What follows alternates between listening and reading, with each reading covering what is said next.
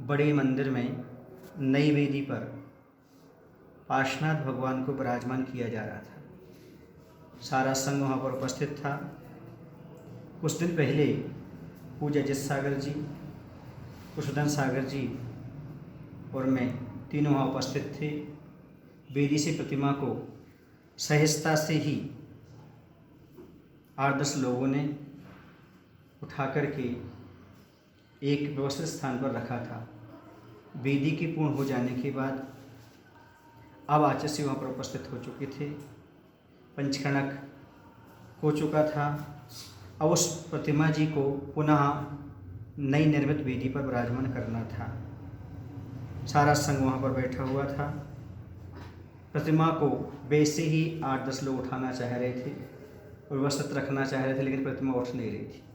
बार बार प्रयास किया। पहले सहजता से उठ गई थी और अब कठिनाई से भी नहीं उठ रही। बड़ा आश्चर्य हुआ।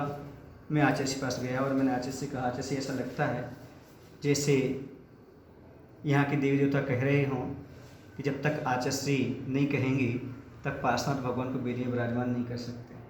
आचार्य हंसने लगे, बोले देखो तुम लोग करो, ऐसी बात नहीं करते। हमने कहा नहीं आचार्य जी आपको चलना पड़ेगा।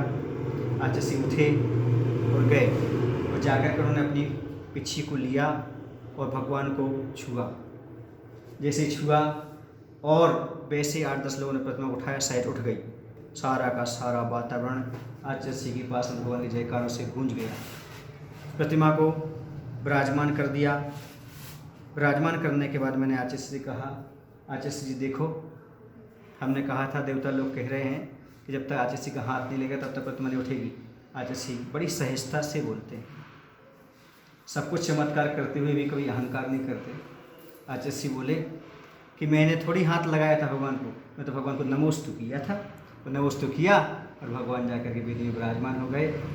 तभी मैंने कहा सही बात है, वो मिथ्या दृष्टि लोग होते हैं जो चमत्कार को नमस्कार करते हैं, वो सम्य दृष्टि गुरुदेव हैं। जहाँ नमस्कार करते हैं वहाँ पर चमत्कार अपने आप हो जाया करता है और वह चमत्कार हो गया।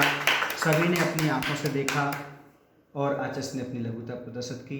तो यही कहना चाहता हूँ कि वास्तव में आज इस सानिध्य में कुंडलपुर के बड़े बाबा फूल की भांति उठ करके रखे गए।